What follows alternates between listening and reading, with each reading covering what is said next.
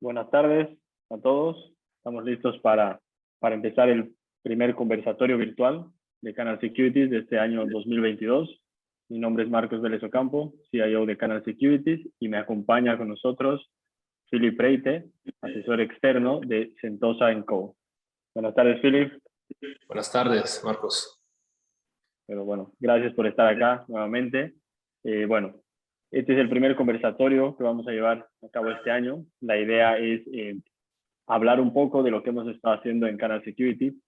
Hemos empezado a desarrollar un producto para nuestros clientes de forma semanal en el cual se les manda diversos temas que consideramos que son relevantes, y a partir de eso puede dar pie a un análisis más profundo del tema como tal que está escrito y ver si a partir de ahí salen ideas de inversión o no. El tema es darles bastante información a nuestros clientes para que tengan diferentes alternativas. Así que bueno, para empezar vamos a hablar un poco de la guía. Les voy a compartir. El conversatorio virtual va a tener los siguientes 4 temas, que son primero los bancos europeos, el segundo no esperar mucho de la Fed, el metaverso y el momento para ser más defensivos considerando una cartera de inversión. ¿Okay? Así que, bueno, para poner en contexto lo que vamos a hacer, la dinámica del conversatorio es la siguiente. Yo voy a dar un pequeño contexto acerca de cada tema, y Philip, como especialista, va a explicarnos un poco más a profundidad desde el lado fundamental y desde el lado técnico ciertos temas que vamos a ver. Así que, para iniciar, los bancos europeos. ¿Cómo entendemos esto? Para entender o para contextualizar, hace muchos meses que se habla de que el Banco Central, ya sea el de Estados Unidos y el europeo, va a hacer un ajuste a su política monetaria. Esto conllevaría a una subida de las tasas de interés que el mercado, al parecer, actualmente ya la da por hecho. ¿Okay? Cuando consideramos una subida de tasas de interés, se entiende que el sector financiero podría haberse beneficiado directamente. ¿Okay? Entonces, ¿qué pasa? En esta región, principalmente, lo que se tiende a hacer es a buscar o a mirar bancos de Estados Unidos, lo cual obviamente por el tamaño y la importancia que tienen en la economía, tienen mucha importancia, obviamente, valga la redundancia. Pero al otro lado del continente consideramos que también hay instituciones gigantescas que tienen mucho valor de mercado y que pueden ser atractivas o que pueden estar dando ciertas señales. Así que con eso doy inicio al tema de bancos europeos, Philip, para que nos puedas comentar un poco más. Bueno, sí, gracias, Marcos. Bueno, antes de todo, pienso que es cierto que los bancos se aprovechen de tasa más elevada, pero más que todo se aprovechan del diferencial entre tasas cortas y tasas largas, ¿no? Porque reciben a corto plazo y prestan a largo plazo. Así que más pentificada es la curva y más se aprovechan de esa diferencia. ¿Por qué bancos europeos más que bancos americanos? Digamos, por varias razones hoy en día. Yo creo que hemos vivido un cambio, digamos, estratégico a largo plazo sobre la situación de los bancos europeos después de la crisis financiera de 2008, donde varios bancos estuvieron en dificultad y los gobiernos han tenido que salvar esos bancos. Y desde ahí muchos temas regulatorios entraron en cuenta, donde los reguladores se pusieron mucho más duros con los bancos europeos. Es decir, para dar un ejemplo, pidieron un nivel de capital propio, llamado Tier 1, a un cierto nivel en comparación a los activos a riesgo que tenían. Es decir, debajo de la ley de Basel III, se pide un mínimo de 10.5% de capital propio en comparación a los activos a riesgo. Así que eso ha causado un poco de dificultad a los bancos en términos de generar negocio, porque no han podido tomar los riesgos necesarios para generar las ganancias y han tenido que tener más capital de capitalizarse. De la misma forma, los reguladores también pusieron mucho más restricciones sobre las operaciones de banca de inversión. Es decir, quitaron la capacidad de hacer nostro, de hacer trading, de hacer ciertas especulaciones que antes se hacían, lo que nuevamente causó bastante impacto en los revenues de los bancos europeos. También se vio regulaciones en el wealth management, donde regulaciones sobre riesgo de reputación, riesgo de controlar bien su cliente, saber quién es su cliente, ha hecho que el negocio también desaceleró en el wealth management. Así que todo eso ha llevado a una disminución de las márgenes por aumento de costo de compliance disminución de revenue, y eso ha dado una divergencia bastante fuerte durante los últimos 10 años entre bancos europeos y bancos americanos. Ahora bien, se entiende también que hoy en día estamos en una situación consolidada, donde si miramos típicamente la solidez de esos bancos, los bancos europeos teniendo esa obligación de capital, están mucho más capitalizados de lo que estamos viendo en Estados Unidos, obviamente por las regulaciones. Pero también si miramos en términos de evaluación, si miramos la gráfica aquí que tienen de frente, el price to book está creo alrededor de 0.6, debajo de 1, entonces el book vale menos que al final el precio vale menos que el book del banco o de los bancos, pero más que todo está a la mitad del price to book, el precio-valor contable de los bancos americanos. Así que hoy en día se vuelven muy baratos y están muy baratos a niveles de hoy. Y nosotros pensamos que justamente hay una oportunidad ahora ahí de recuperación de esos bancos europeos después de tantos años de consolidación. También importante, 2 puntos para terminar. Primero, que también todos los dividendos y las recompras de acciones fueron suspendidas durante el COVID por los reguladores también para evitar problemas de bancos, y ahora están empezando de nuevo a pagar dividendos, empezando de nuevo a recomprar acciones, lo que debería dar un impulso al sector. Y un dato importante para terminar también, porque estaba hablando al inicio de la pentificación de la curva, ¿no? Hoy en día la curva americana se ha aplanado bastante últimamente por miedo de desaceleración económica, y estamos en un diferencial de 40 puntos básicos. La gran diferencia con las tasas europeas, aunque en absoluto estén más bajas, en realidad la pentificación de la curva es mucho más positiva, porque el Banco Central Europeo no tiene el mismo objetivo agresivo que tiene la Fed de subir las tasas a corto plazo. Lo que hace que las tasas a largo plazo están subiendo, pero las tasas a corto plazo se quedan abajo. A la diferencia que las tasas a 2 años americanas, que subieron muchísimo últimamente, creo que de 0.3 como a 1.6, si no me equivoco, últimamente. Y eso es en resumen más o menos las razones por las cuales opinamos que hoy en día de pronto las oportunidades en ese sector existen mucho más en el lado europeo. O sea que podríamos resumir que la salud financiera de las instituciones europeas es muy buena actualmente, y por un tema de diferencial probablemente contra los bancos americanos se dan buenas oportunidades. Entonces se ve una buena oportunidad en el que esa brecha se podría ir acortando en los próximos meses. Sí, que sean más sólidos en términos de capital, eso sin dudas. Ahora es un tema de verdad de recuperación relativa al rendimiento de los bancos americanos. El rendimiento de los bancos europeos está muy lejos del rendimiento de los bancos americanos en los últimos años, y opinamos que por la evaluación que existe hoy hay una capacidad de recuperación. Simplemente sobre el mismo tema y que mencionas tú de Europa, ¿no? Al final lo habíamos hablado en su momento de que son muchos años que en el mercado financiero se habla de eso, ¿no? De que finalmente Europa va a despegar respecto a Estados Unidos o va a despegar respecto a otras regiones.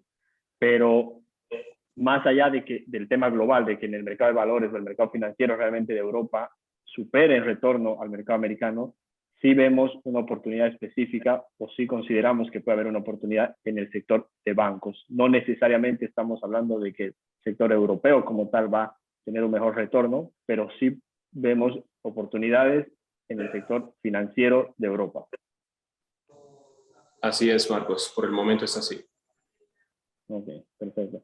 Bueno, vale recalcar que nosotros en ningún momento estamos dando una recomendación o una sugerencia de compra directamente. Todos los temas que hablamos son directamente informativos, son análisis que tenemos y que es lo que nosotros consideramos que está pasando actualmente. ¿Okay? Y justamente sobre ese tema es que habíamos visto que hay algunos productos, como algunos ETFs, que son unas canastas de acciones que componen, por ejemplo, en este caso, bancos europeos, como este producto, que efectivamente hemos visto que desde la caída del del 2020, iniciada por el COVID, han recuperado bastante, y obviamente podemos ver que el sector financiero se ha visto favorecido y obviamente el sector europeo está teniendo un retorno positivo en lo que va del año. Así que bueno, Gracias, Philip. El primer tema creo que ha sido abordado, el tema de los bancos europeos. Así que vamos a pasar con el segundo. Como había hablado al principio, para poner en contexto un poco el tema financiero, hablábamos de la Fed. Y al final entendemos que los inversionistas y el mercado de valores están muy pendientes de lo que va a hacer la Fed. Nosotros hemos hecho un escrito hace unas semanas atrás en el cual decíamos no esperar mucho de la Fed. ¿Por qué? Porque actualmente, por lo que se lee en las noticias, el mercado y los economistas están asumiendo, se podría decir que están descontando que van a haber muchas subidas de tasas de interés este año. Entendemos que uno de los objetivos principales de la Fed es controlar la inflación. Y obviamente con la inflación en los niveles más altos en los últimos 40 años, uno tiende a pensar que la subida de tasas es inminente. Ahora, de que lleguen a pasar 7 subidas en este año o no, es lo que nos vas a dar un poco más de enfoque, Philip, y por eso hemos elegido este título, ¿no? No esperar mucho de la Fed. Te doy la palabra, Philip. Sí, bueno, cuando decimos no esperar mucho de la Fed es porque en realidad se nota que la Fed misma está viendo los datos mes a mes, ¿no? Y la prueba es que hace 3 meses atrás el presidente de la Fed, Jerome Powell, todavía estaba diciendo que la inflación era pasajera y en diciembre empezó a decir que finalmente no era tan pasajera. Así que yo creo que hoy en día el mercado se espera 5, 6, 7 subidas de tasa y obviamente cada día eso cambia y las expectativas son muy altas. Ahora, si escuchamos un poco cómo Jerome Powell habla, a ningún momento está dando ningún commitment de eso. Sí está diciendo que efectivamente la situación se mejora, que el desempleo está bueno y que la inflación está amenazante. Y es cierto que también en marzo hay alta probabilidad que suban de 1 o 2 veces, pero que suban a 6, 7 veces, eso implica bastantes cosas, más que todo por la situación macroeconómica hoy en día que hemos hablado varias veces en el pasado, de hecho, en nuestras reuniones. Hoy en día la deuda americana está de 30 trillones de dólares, que son 140% del GDP, lo que son 6.5 trillones de más que antes del COVID, ¿no? Y al mismo tiempo tenemos un presupuesto negativo de 2.6 trillones, que son 11% del GDP. Entonces, con esta situación, subir las tasas fuertemente y rápidamente puede crear un cierto problema macroeconómico también para el gobierno americano, sabiendo que obviamente para ellos la idea es no tener tasas reales positivas. Como lo ven en la gráfica a la derecha, las tasas reales estaban a menos de 1%, después subieron recientemente justamente por anticipación de subida de tasa a menos 0.5%. Como lo digo, pienso que cuando se escucha hablar a Jerome Powell se entiende que no da ningún commitment de eso y se deja el lujo de mirar y de esperar que los datos salgan antes de tomar esa decisión de subida de tasa. Así que el riesgo, no sé si es un riesgo, de pronto puede ser una buena noticia, es que la Fed decida no subir fuertemente las tasas porque la inflación de pronto se calma. Y en ese sentido el mercado podría tomarlo como una buena noticia, porque hasta ahora lo que estamos viendo en la gráfica de la izquierda es el diferencial entre la tasa de 10 años a 2 años. Lo que representa la petrificación de curva está bajando drásticamente.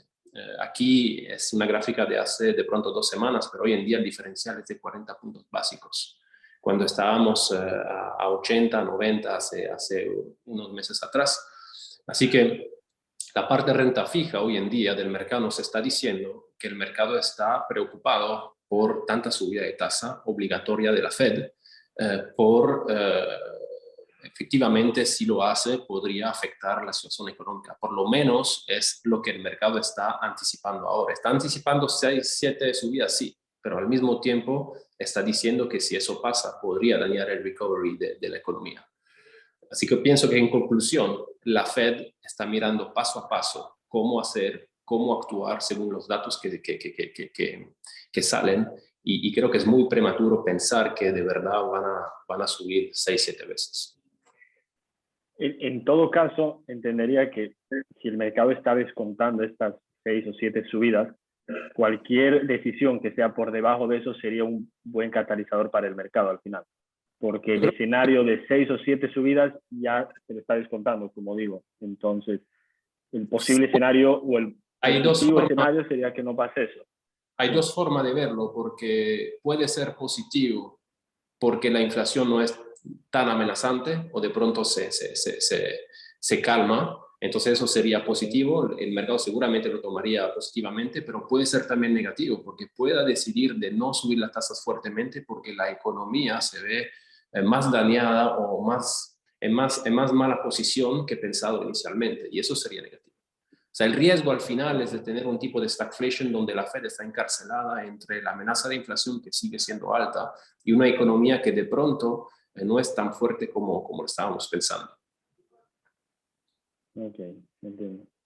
Sí, al final, como lo hemos mencionado muchas veces, creo que la Fed se ha puesto como en una encrucijada, ¿no? Al final, las decisiones que va a tomar son muy delicadas y al final, cualquiera de las que vaya a tomar pueden tener un impacto bastante dañino probablemente para el mercado. Tienen una situación muy difícil y en realidad, de nuevo lo repito, cuando escuchamos los pitch de Jerome Powell, se entiende que ellos mismos no saben a 100% cómo van a actuar, además no tienen visibilidad y eso es normal también porque hemos tenido una situación extraordinaria del COVID con una reacción extraordinaria de alta inyección de liquidez, de alto aporte de beneficios fiscales, algo que no se ha visto nunca. Entonces, obviamente, la reacción de la situación económica o del mercado es sin precedente y es muy difícil entender dónde vamos. Ok, perfecto. Bueno, seguramente el mercado va a estar muy atento a la reunión de marzo, que al final es la que en teoría tendría a decidir qué es lo que va a decir la Fed, ¿no? Bueno, por lo menos lo que se espera con la primera subida de tasas de interés. Exacto. Perfecto. Bueno, aquí simplemente una gráfica, ¿no? De lo que hablábamos al final del rendimiento, la gráfica azul nos muestra cómo ha ido subiendo el rendimiento del Tesoro a 10 años en los Estados Unidos y obviamente vemos cómo hace unos meses atrás estaba debajo de 0.5 y actualmente se sitúa muy cerca al 2%. Obviamente, al final el bono del Tesoro de Estados Unidos de 10 años lo que indica es la confianza de los inversionistas y obviamente esta subida que muchos ya la venían prediciendo y se esperaba que podía pasar, probablemente la subida ha sido mucho más fuerte y más acelerada de lo que se estimaba al principio. Pero bueno, vamos a ver cómo se va moviendo la curva, que al final es un buen indicador para los mercados financieros. Seguimos, Philip, un tema, me acuerdo que hace el último comité que tuvimos el año pasado, una de las preguntas que tuvimos en el Quarterly Outlook fue justamente del metaverso.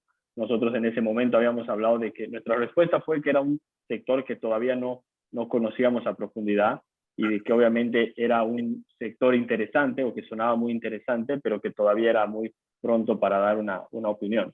En este sentido, consideramos que todavía estamos en una etapa muy inicial de lo que es el metaverso y obviamente lo que nos llama la atención y lo que nos gusta es entender qué compañías y qué empresas se pueden ver beneficiadas por este nuevo sector o este nuevo mundo que se está tratando de desarrollar. Así que nada, Philip, te cedo la palabra respecto al sector del metaverso.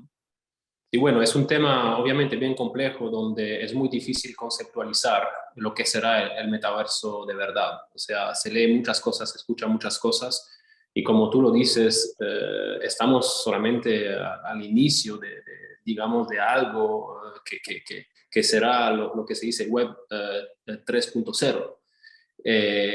Se entiende que será un mundo paralelo donde la gente podrá ser activos, ser representados por avatars, asistir a eventos reales.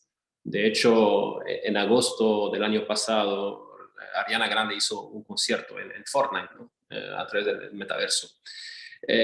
Tecnología como el 5G, como Artificial Intelligence, como el Cloud Computing y el blockchain también estarán al centro claramente de ese mundo, de ese nuevo mundo. Hoy en día, según Bloomberg Intelligence, el mercado de Metaverse supera los 600 mil millones de dólares, como lo ven en la gráfica a la izquierda, y se espera que suba 800 mil millones hacia 2024.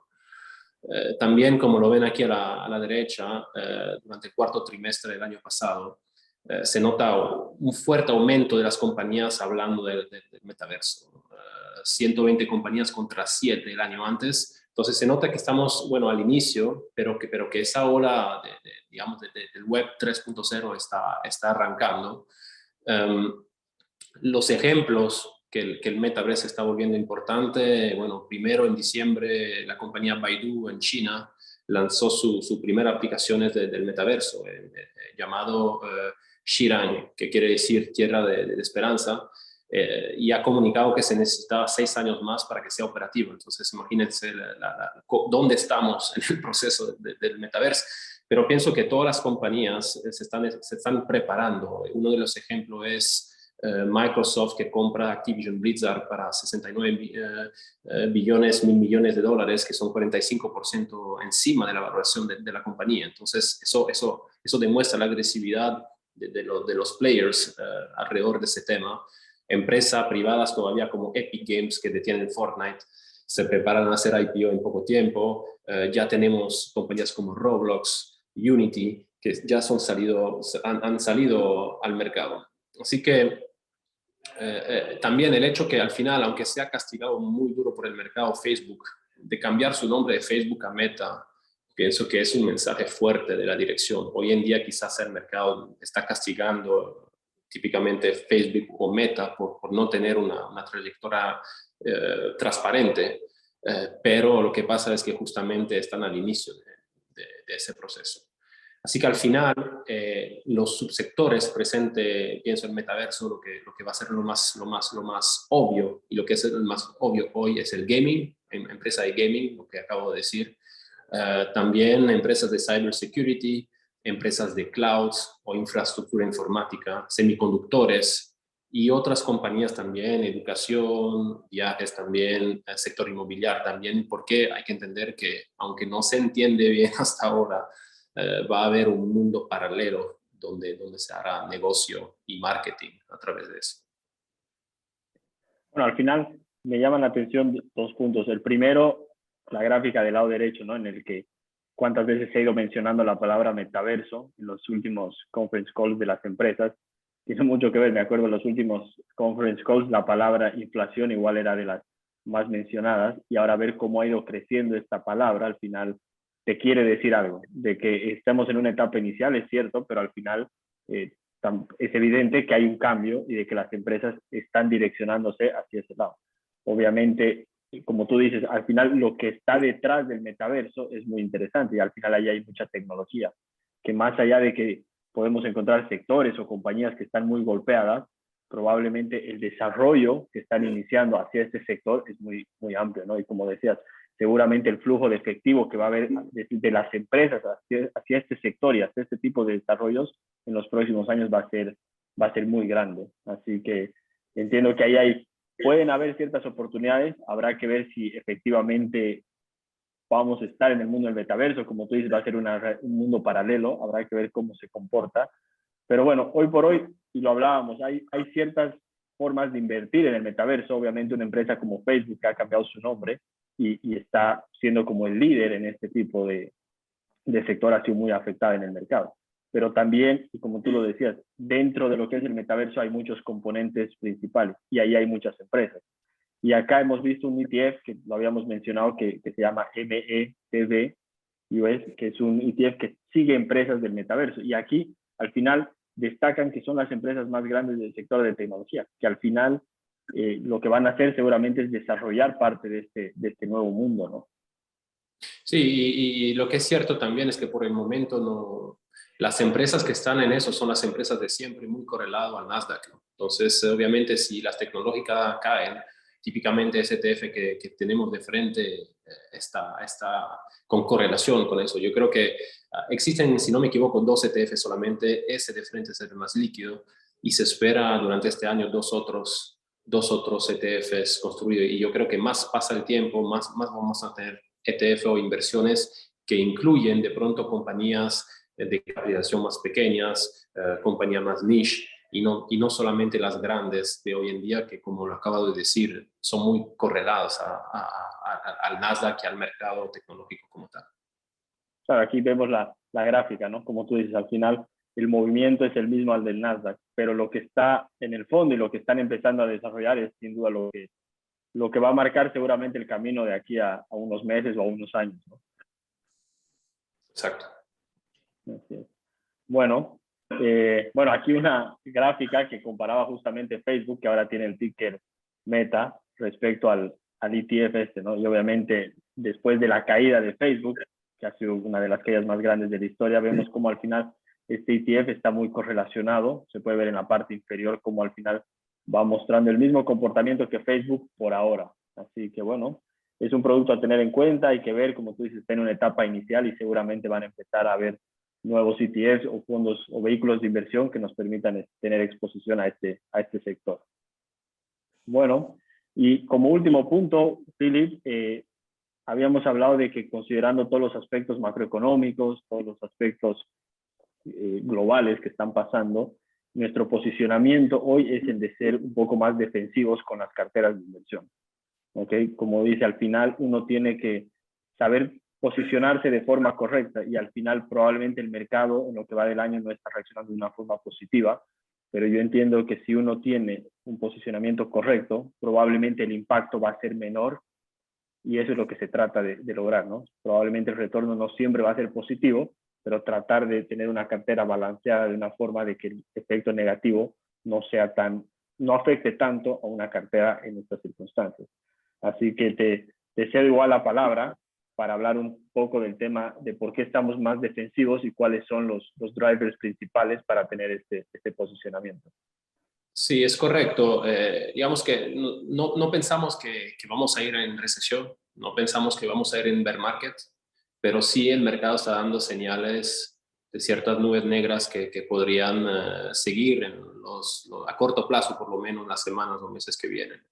La realidad es que por primera vez desde marzo 2020, el inicio de la crisis del COVID, estamos teniendo una corrección un poco más duradera, un poco más profunda.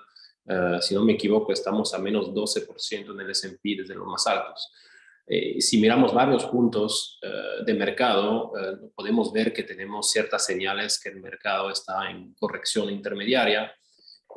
Primera cosa de frente, bueno, el mercado desde 2009, el S&P 500, estamos lejos de decir que estamos en bear market, pero como lo pueden ver, estamos a niveles bastante altos y técnicamente yo diría que podríamos regresar a un promedio del canal que están viendo y ese promedio podría corresponder a un nivel de 3.900, 4.000 por ahí en el S&P 500, y eso sería 8 o 9% más de bajada del nivel de hoy, que sería totalmente adecuado a la dinámica que hemos vivido hasta ahora, ¿no? Y hay otras señales, digamos, tácticas de mercado que nos hacen entender que el sentimiento está cambiando. Si miramos también a la izquierda, comparando el mercado de renta variable al mercado de bonos especulativos. Normalmente cuando la situación es sana, el mercado de renta variable tiende a ser mucho mejor que los bonos especulativos, como lo ven aquí en la gráfica de la izquierda. Y desde hace poco tiempo estamos viendo que esa dinámica está cambiando, se está rompiendo, lo que hace entender que el mercado de renta variable está teniendo mucho más dificultad de tener un rendimiento superior a los bonos especulativos, y eso es una señal. Otras señales defensivas que el mercado nos está dando son ciertos sectores defensivos, hoy en día típicamente sectores utilities o sectores de consumer staples, de consumo defensivos. Como lo ven aquí, eso es una comparación con el mercado global, es un ratio, entonces esos sectores defensivos han hecho peor que el mercado durante los últimos 2 años, típicamente desde marzo de 2020, y por primera vez estamos viendo que esos sectores mismos defensivos están empezando a voltearse, están empezando haciendo un rendimiento superior al mismo mercado, lo que hace entender que el mercado se está volviendo mucho más defensivo, y es una señal también de cautela a corto plazo. Otra señal también es que la prima de riesgo de los bonos especulativos, lo que se llama credit spread, está aún más alto de 14 meses a 380 puntos básicos. Aquí no se ve, no hay gráfica, pero normalmente cuando hay un risk-off en el mercado y es importante de ver varios lados del mercado para entender si eso se contagia o no. Y típicamente en la parte de renta fija, el hecho que los credit spreads se alargan o empiezan a alargarse es una señal también que la cautela está empezando a ser confirmada por otro lado del mercado. Y para que vean otras señales también que se ve, el precio del oro. El oro por primera vez está a 1900 o arriba desde hace mucho tiempo. Está reaccionando en una situación de risk-off. Puede ser por Rusia y Ucrania, sí. Pero de un lado es la primera vez desde mucho tiempo que cuando hay un riesgo de mercado o un mercado que corrige, el oro reacciona. Hacía rato, hacía como un año, año y medio que el oro estaba en una situación de calma absoluta y no reaccionaba cuando había una corrección de mercado de renta variable y esta vez es el caso. Así que eso nos hace entender también que otra vez, en conclusión, los inversionistas se vuelven mucho más defensivos hoy en día que en las otras correcciones. Pero terminamos diciendo que la situación económica nos parece sana, los hogares tienen suficiente poder de compra, han disminuido la deuda y normalmente la economía debería sostenerse. Así que no estamos viendo por el momento una recesión, no estamos viendo un bear market, sino que estamos viendo una corrección a corto plazo. Por eso mismo nos pusimos en slight underweights a corto plazo, pero vemos oportunidades a medio plazo para empezar a acumular de nuevo. Ok, perfecto. Sí, lo que al final creo que es importante recalcar lo que tú decías. Si uno ve la gráfica a largo plazo, claramente estamos en un bull market, estamos en un mercado alcista y obviamente los rendimientos de los últimos 2 o 3 años del mercado de valores, del S&P, por tenerlo de referencia, han sido muy altos. Estamos hablando de rendimientos mayores a los 2 dígitos en los últimos 3 años y obviamente el hecho de que no se mantenga esa tendencia no significa que las cosas han cambiado del todo, como vemos en la gráfica. Seguimos en un bull market, en un mercado alcista, pero es evidente que hay ciertos indicadores que nos están dando señales de que obviamente, como decía al principio, ¿no? Hay que tomar posicionamientos diferentes que nos permitan llevar de una mejor manera o navegar de una mejor forma las correcciones que pueden haber en el mercado. Creo que al final tú lo mencionas y lo dices muy claro, que no estamos hablando de una situación deteriorada todavía y la economía está en una buena situación, o sea, ha demostrado que está en una situación de recuperación. Entonces, al final estas correcciones, dependiendo el horizonte de tiempo que puede tener un cliente, pueden ser también vistas como oportunidades, no necesariamente como un tema de riesgo o una salida porque las cosas están yendo hacia el lado malo, ¿no? Exacto. Okay, perfecto. Bueno, creo que de esa forma hemos tocado bastantes temas interesantes. Queríamos hacer de este conversatorio algo más dinámico, en el cual tocábamos temas específicos que consideramos que son importantes a tenerlo en cuenta. Como decíamos, vemos oportunidades o se ve atractivo el sector de bancos en Europa respecto a bancos en Estados Unidos. Vemos el tema de la Fed, que es un tema que lo venimos hablando hace mucho tiempo y de verdad es algo muy relevante para el mercado. Por otro lado, el sector del metaverso, que entendemos que llama mucho la atención. Y para terminar, el tema de posicionarnos de una forma un poco más defensiva, porque consideramos que hay indicadores que nos están dando ese tipo de señales. Creo que vamos a proceder a la parte de preguntas. Probablemente hay algunas preguntas e inquietudes que tengan los que se han conectado. Agradecemos a las 60 personas que se han conectado aproximadamente. La verdad que espero que la charla haya sido muy interesante. Y bueno, aquí me preguntan. Un segundo. Vamos a ver aquí. Vamos a pasar para el tema de preguntas. Un segundo.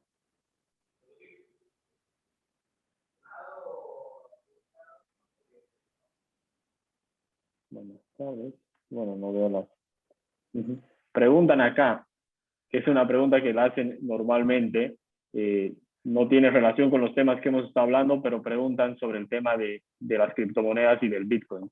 Te paso la pregunta, Philip. Por mi lado, creo que el Bitcoin, como lo habíamos hablado en su momento, hoy por hoy está demostrando que al final se mueve más en base al sentimiento que tienen los inversionistas.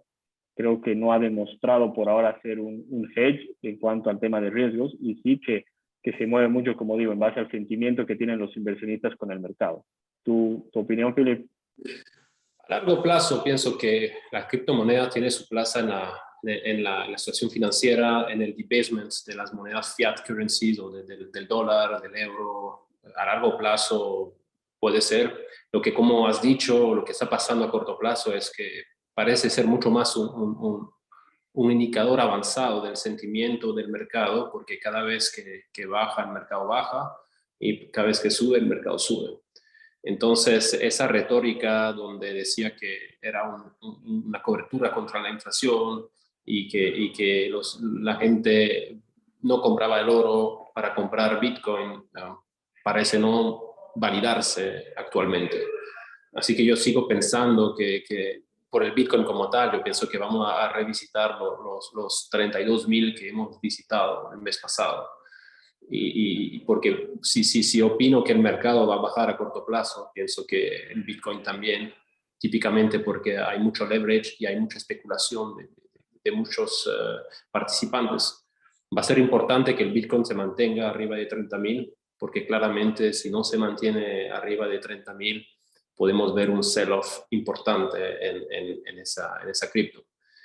Pero lo repito, yo creo que esas inversiones son fuertemente volátiles y que es más un concepto a muy largo plazo para los que quieren invertir que un activo para especular, porque es extremadamente difícil y extremadamente volátil agarrar los movimientos.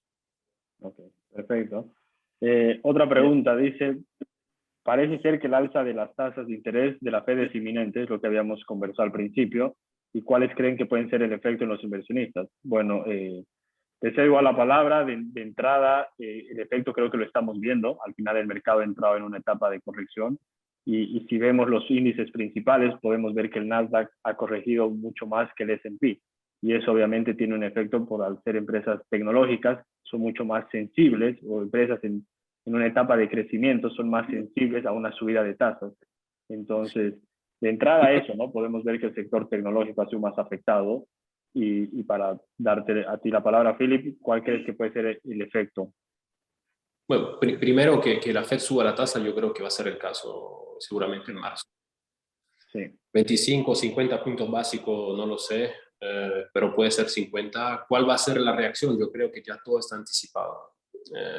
El mercado ya, si está anticipando 6, 7 subidas, los 25 o 50 puntos básicos de marzo ya están los precios. Lo que va a ser importante no es tanto la subida, pero es más la retórica detrás de qué van a hacer después. Y eso es lo que se focaliza el mercado. No creo que si suben va a tener un impacto, porque ya el impacto se ha notado y se ha hecho en anticipación. Si las tasas a 2 años pasaron de 0.3 a 1.6, 1.7, es que ya está anticipando toda esa subida de tasa. Así que no veo ningún impacto como tal por subir en marzo. Sí, y es lo que hablábamos muchas veces. Al final el mercado anticipa lo que va a pasar, y eso es importante entender, ¿no? Los inversionistas tienen que entender que el mercado normalmente va anticipando lo que considera que va a pasar. Entonces, este efecto, como tú dices, ya lo estamos viendo. Es más, lo estamos viendo desde fines del 2021, y actualmente eso es lo que ha pasado con el mercado, ¿no? Otra pregunta dice, para las acciones de alto crecimiento que durante la pandemia dieron un rally interesante, por ejemplo, Square, Zoom, y ahora experimentan un trim en su market cap, obviamente han habido una corrección muy importante, pese a postear buenos resultados. ¿Cuál es la opinión que tienen acerca de eso? ¿Acerca de qué exactamente? Acerca de empresas de acciones de alto crecimiento, que por ejemplo en la pandemia han tenido un rally muy importante, como Square, Zoom, muchas de esas empresas que han sido las ganadores de la pandemia, pero que obviamente actualmente han perdido mucho market cap y se encuentran probablemente en niveles que antes que inicie la pandemia, ¿no? Pero aquí el filtro va a ser muy importante de entender cuáles son los buenos y cuáles son los malos, ¿no? Hubo una especulación muy alta, hay que también decirlo, por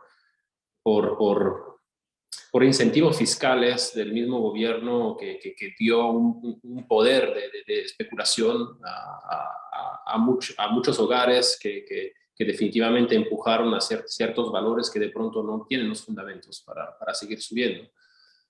Yo no digo que las tecnológicas, las compañías de crecimiento no van a volver, pero va a ser mucho más selectivo. Entonces no he analizado los nombres que me acabas de decir para decir si esos nombres van a ser los nombres, pero yo pienso que va a haber una separación entre, como en cualquier burbuja en realidad o en cualquier exageración, entre los buenos y los malos, y de pronto habrán oportunidades si la Fed no sube las tasas como lo están anticipando el mercado. Seguramente empresas de calidad con crecimientos atractivos que han bajado y han deshinchado un poco la burbuja creada los últimos 2 años, serán oportunidades. Okay. Sí, estoy totalmente de acuerdo. Creo que es un tema de saber seleccionar las empresas que realmente tienen valor y que tienen un valor añadido respecto a los competidores. Porque al final, en su momento, el rally estaba impulsado por todas las empresas, pero ahora creo que va a ser un momento en el cual la selección de activos va a ser fundamental. Y bueno, hay varias preguntas, pero la última es ¿cómo ven la reacción del mercado al tema Rusia-Ucrania? Entiendo que es un tema bastante comentado actualmente, así que sobre ese tema, Philip, ¿qué nos puedes comentar? Sí. La reacción ya se está viendo, ¿no? Creo que las anticipaciones son altas, de hecho las noticias salen en mi trayecto últimamente, las últimas horas, que la invasión es inminente. Y seguramente a corto plazo vamos a tener un risk-off y un sell-off y seguramente el oro se va a disparar más. Eso pienso que sí. Dicho eso, la realidad es que a largo plazo, lo que hemos visto en el pasado, ninguna guerra ha desplazado como tal una tendencia de mercado o ha cambiado una tendencia de bull market en bear market.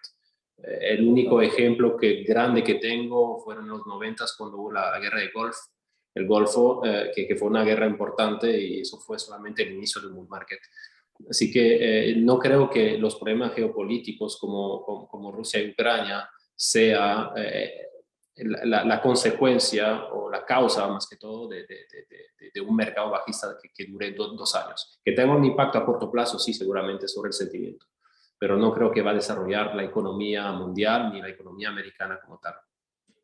Sí, exacto. Justamente era lo que iba a mencionar, que estadísticamente los momentos que han habido guerra, el mercado no ha sido afectado de forma sustancial.